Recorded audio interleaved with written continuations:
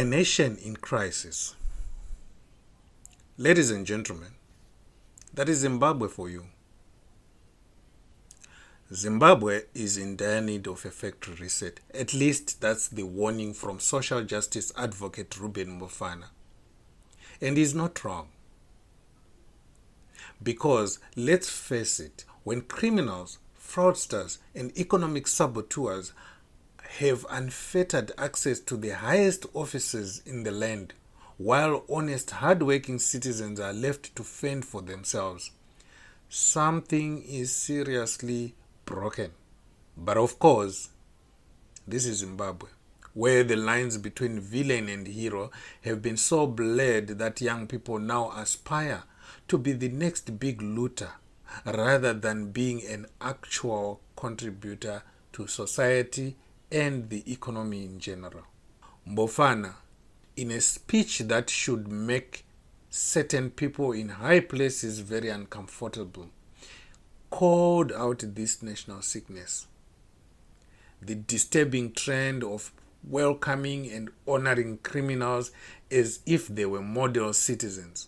In a country where hardworking entrepreneurs and struggling breadwinners are treated with disdain, while thieves are ushered into presidential offices, what kind of future can we expect?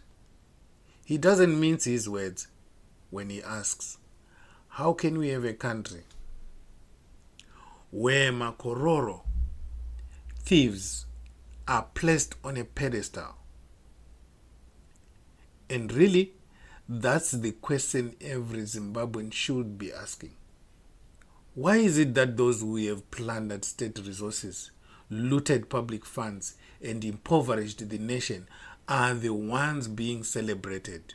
The answer, of course, lies in the leadership or lack thereof. Instead of honoring people who innovate, create, and build, Zimbabwe has become a place where those who destroy are the ones being showered with praise. It's a tragic irony that would be funny if it weren't so devastating. Mbofana warns that this is not just a moral failure, but a ticking time bomb. A country that rewards corruption while punishing integrity is on a dangerous path to self-destruction. And at this rate, it's not a matter of if things will collapse, but when. At this point, let's hear it straight from the man himself. Watch this.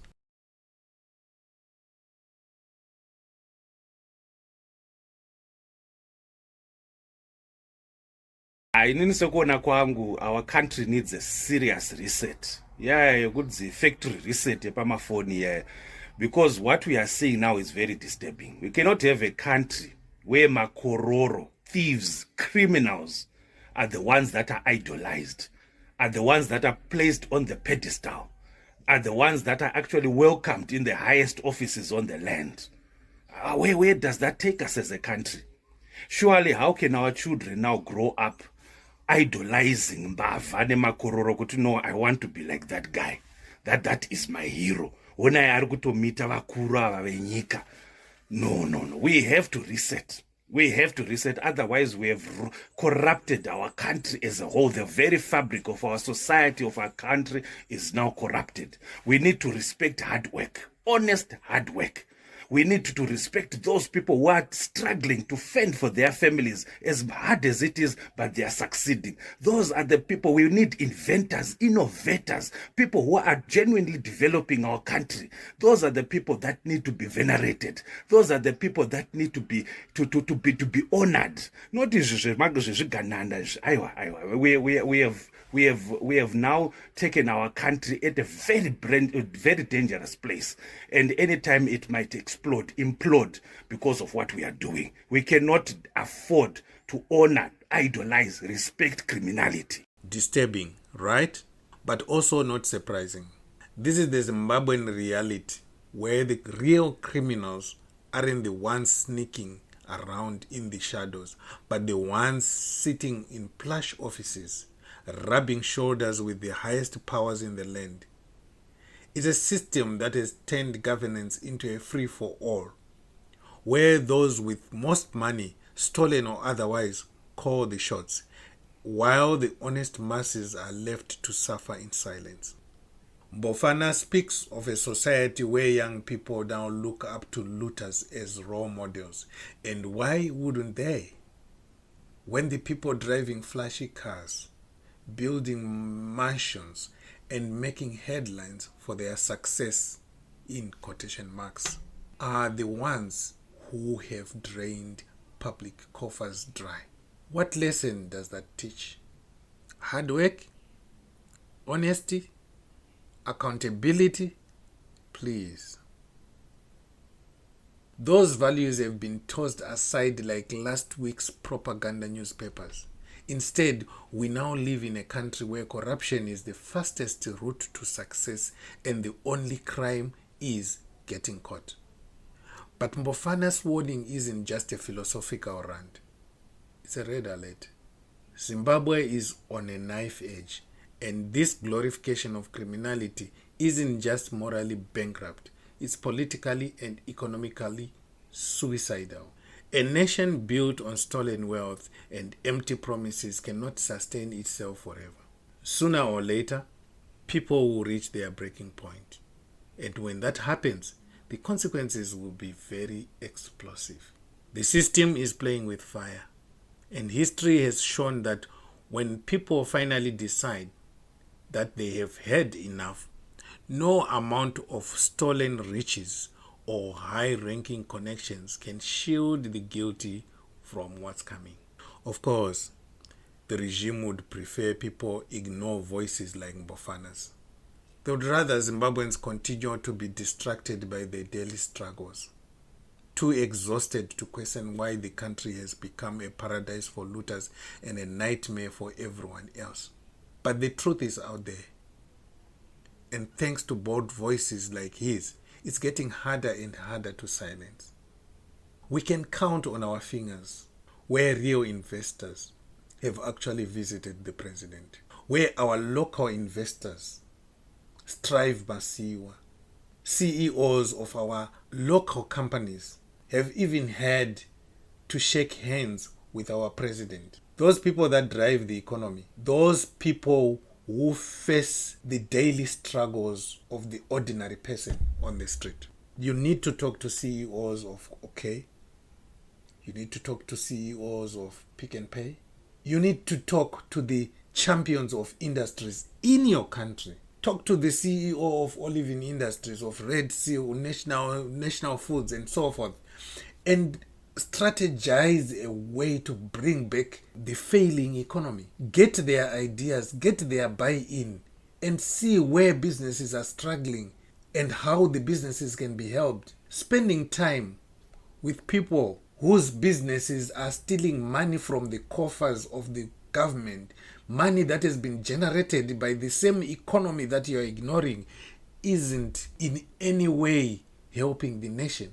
The State House becomes a bus stop for looters that are on their way to go and marry. The State House has lost its dignity. The State House is frequented by criminals as if it's a chicken run. Personally, I think 2028 is too far to wait for elections. Some other countries, they do surveys that show the leadership, the confidence that the country has on them. And if they fall below a certain level, they go for snap elections.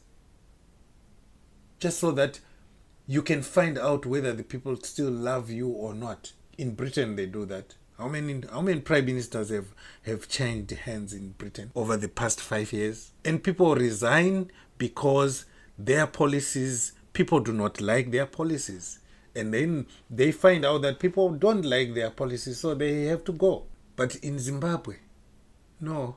The leadership hype their policies. Whatever they are doing, they hype it so much so that they will tell you that they need to be there in power until 2030 so that they can be able to finish whatever they are doing. Whatever they are doing is being done by government, not by them. And the government will continue whether they are there or they are not. There will be a Zimbabwean government.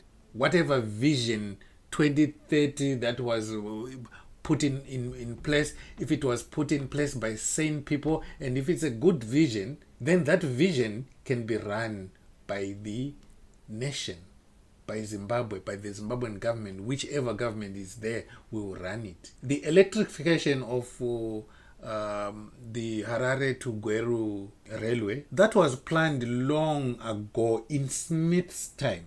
It was a project that was planned in Smith's time. And it was planned as a Harare to Bulawayo electrification. And when the Zimbabwean government came, the Robert Mugabe government came, they embarked on that project. It was a good project for the country, so they had to do it, despite the fact that it was put in place by an illegal regime. They followed it up. Unfortunately, they didn't finish it because, according to ZANU-PF, Matabeleland was still under attack by dissidents. But even after the dissidents were eliminated, the project never continued, as ZANU-PF had started plundering the economy. Ladies and gentlemen, subscribe to Zimwaves TV for more fearless reporting. That doesn't sugarcoat the truth, because in a country where criminals are treated like kings, someone has to keep calling out the madness.